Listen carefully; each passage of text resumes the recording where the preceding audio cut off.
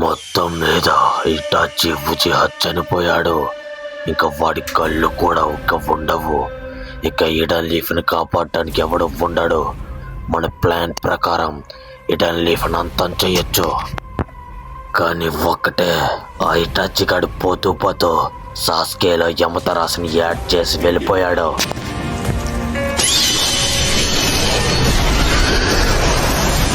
Thank you Hitachi.